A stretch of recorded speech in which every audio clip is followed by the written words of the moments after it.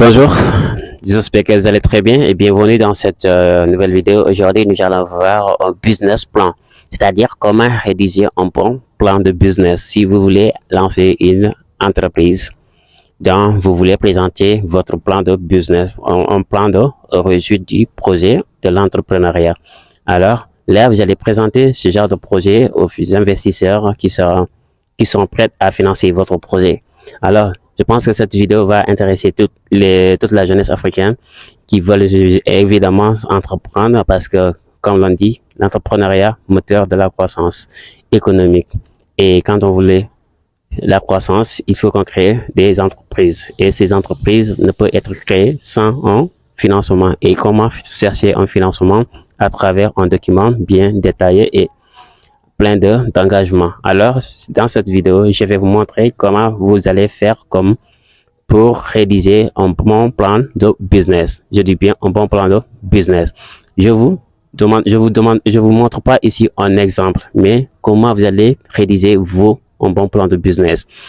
Voilà. Donc, c'est ça, en grosso modo.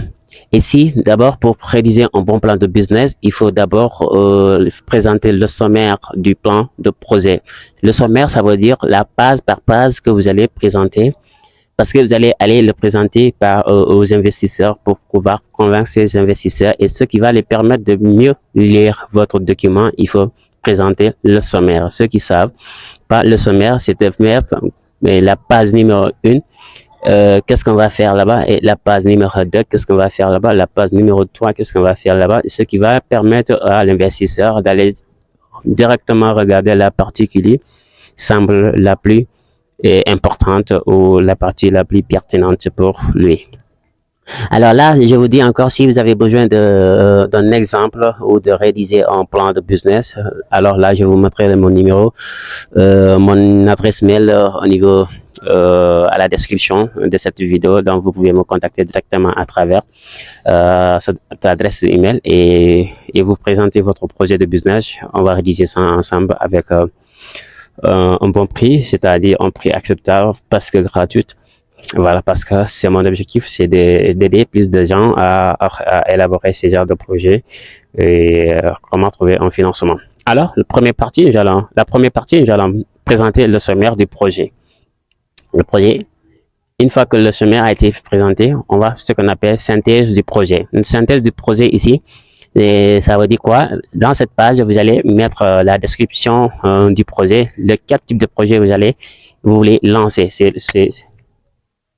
Quel type de projet vous souhaitez lancer. Et là, c'est intéressant parce que dès qu'un investisseur va voir cela, il va regarder l'objectif de la création du projet. Si vous êtes dans l'industrie, vous allez mettre la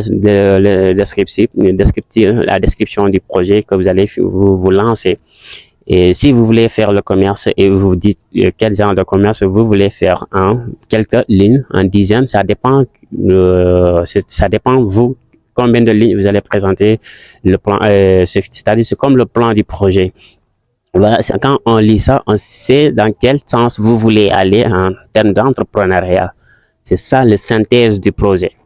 Vous allez mettre quelques phrases. Nous voulons nous lancer sur telle activité. Voilà. Donc là, vous synthétisez le projet, l'objectif, le projet du tout.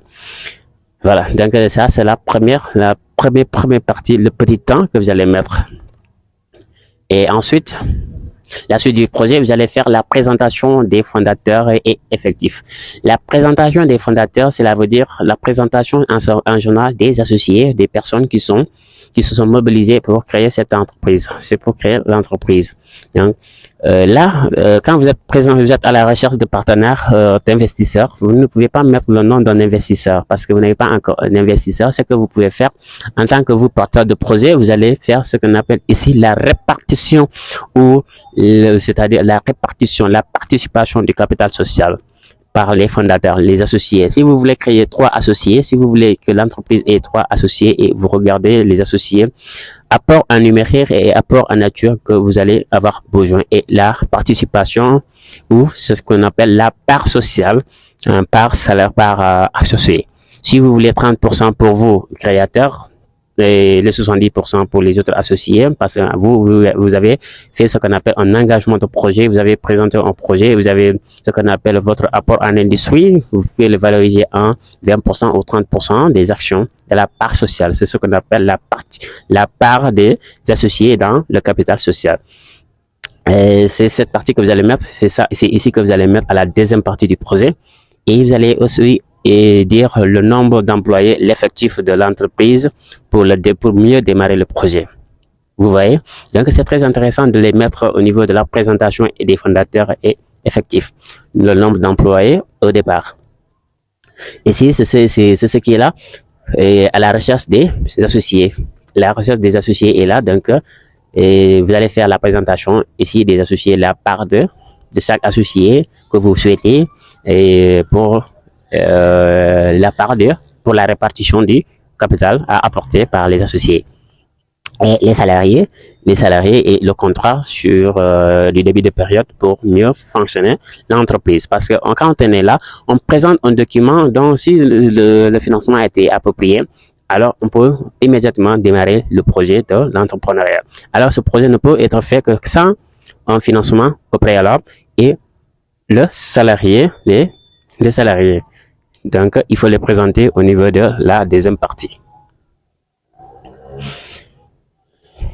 Ensuite, le plan de financement simplifié.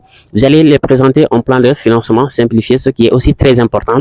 Dans cette partie, vous allez mettre en avance les éléments, les moyens que l'entreprise aurait besoin pour pouvoir démarrer l'entreprise, les activités. Donc, vous allez mettre ça à l'avance. En général, c'est ça qui sera financé par l'associé, par les apports des associés.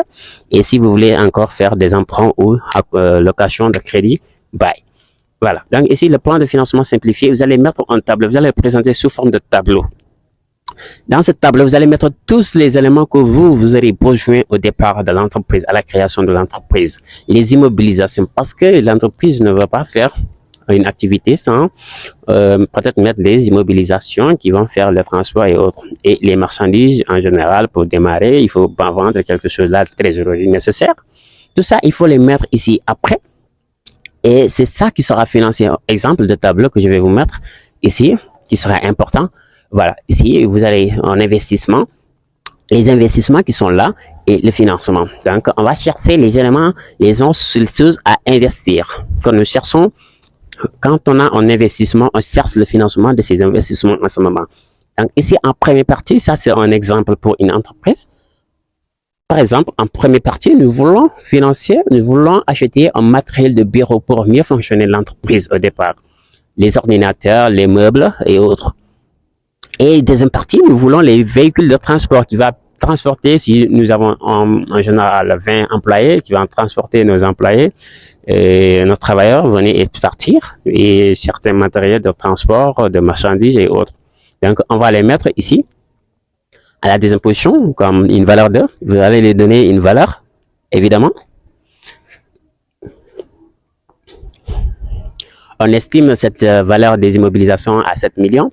Le stock de départ aussi, le stock de départ, c'est-à-dire si vous êtes dans l'industrie, soit dans l'industrie, vous avez forcément besoin de matières premières de stockage au départ pour démarrer la transformation. Si vous êtes aussi dans le commerce, vous avez forcément besoin des marchandises de stock pour commencer à la vendre. Parce que si vous n'avez pas de stock, vous n'avez pas de marchandises, vous ne pouvez pas, évidemment, qu'est-ce que vous allez vendre? Rien. Et la trésorerie de départ, là aussi, c'est important, il faut le mettre. La trésorerie de départ va vous permettre de comprendre maintenant, de financer les besoins à court terme, c'est-à-dire les besoins à court terme. Si vous avez un besoin, vous allez le faire. Parce que si vous ne mettez pas ça, les associés vont seulement financer les immobilisations et les créances. Et que si la trésorerie active à court terme n'a pas été financée, ça serait un problème pour l'entreprise parce que l'entreprise va se retrouver parfois entre problèmes de trésorerie au démarrage de l'activité. Parce qu'au démarrage de l'activité, l'entreprise ne fait pas assez de ventes, l'entreprise vient juste d'être née et n'a pas tellement de visibilité, le chiffre d'affaires est très élevé, est très petit, alors c'était en phase de croissance. Donc, en ce moment, nous avons besoin d'une plus de trésorerie de départ. pour que l'entreprise puisse régler certains frais de fiscalité, des impôts et payer ses salariés à court terme, 2 mois, 3 mois avant qu'elle arrive à faire des exercices de vente ou avant qu'elle ne soit plus visible sur le marché, qu'elle évolue.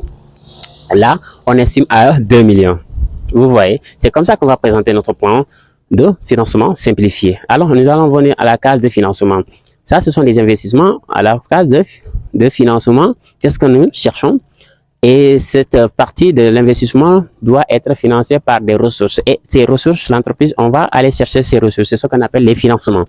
Alors, la première ressource importante pour l'entreprise, c'est le capital apporté. Le capital apporté, c'est ce que les associés ont accepté d'apporter sous forme de nature et de numéraire à la disposition de l'entreprise.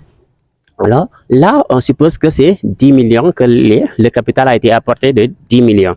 Alors, donc, on sait que ce 10 millions n'est pas en mesure de financer tous les besoins de l'entreprise au démarrage de l'entreprise, au démarrage de l'activité qui est de 12 400 000 francs. Alors, on va aller chercher.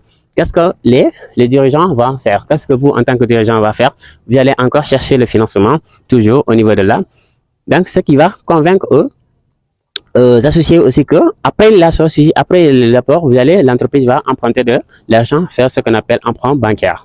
Emprunt bancaire de 2 400 000, c'est ce qui va équilibrer l'actif et le passif, les ressources et les dépenses. Sinon, on peut pas acheter tout ça, on peut pas faire tout ça, on peut pas mettre tout ça à la disposition de l'entreprise. Si on a les besoins, il faut forcément trouver des ressources à financer le besoin. Alors, c'est ça, un plan de financement simplifié, en grosso modo. Je ne sais pas comment vous voulez faire et qu'est-ce que vous voulez à la disposition de votre entreprise, mais en tout cas, c'est comme ça qu'on va pouvoir faire un bon plan de business. Et quand supposons on doit faire pour vous un exemple, ça sera encore plus détaillé, plus spécifié et facilement à convaincre un investisseur à vous financer le projet. Et la suite, encore, la quatrième partie, voire quatrième partie ou cinquième partie, nous allons voir l'objectif en termes de résultats. Là aussi, c'est très important. Il faut donner l'objectif en termes de résultats. Vous voyez, l'objectif en termes de résultats. Parce que cette partie va intéresser aux investisseurs. Un investisseur, parce que l'investisseur, l'actionnaire est rémunéré par le résultat. Et si vous n'avez pas d'objectif de résultat à faire, est-ce que l'associé sera motivé de mettre son argent dans la mesure où elle ne sert, dans la mesure où il ne sait pas combien il ne peut pas prévoir ses gains potentiels. Alors, c'est très important pour un associé de voir votre objectif en termes de résultats. Ici, vous allez présenter un compte de résultats provisoire. C'est pas exact, mais un compte de résultats provisoire qui va permettre à l'associé de voir combien il peut atteindre, estimer ses ressources, ses revenus. Vous voyez, ça va les motiver. Donc, il ne suffit pas tout simplement de dire un objectif en termes de chiffre de résultats. Nous voulons faire 10 millions pour la première année d'exercice. Vous voyez, c'est pas pertinent. Ça n'encourage personne. Parce que c'est très facile de dire, nous voulons faire 10 millions, 15 millions. C'est très facile, mais il faut voir les détails. Il faut faire les détails en termes de les chiffres d'affaires d'abord. Parce que là, tu ne peux pas faire un résultat positif sans que tu fais un chiffre d'affaires. Il faut faire des objectifs de vente d'abord. Quels sont vos objectifs de vente et quelles sont les charges que vous allez supporter en général, que vous voulez supporter votre exploitation au cours de l'exploitation et jusqu'à avoir un résultat provisoire comme ça. Sinon, vous n'allez pas encourager quelqu'un à vous financer le projet.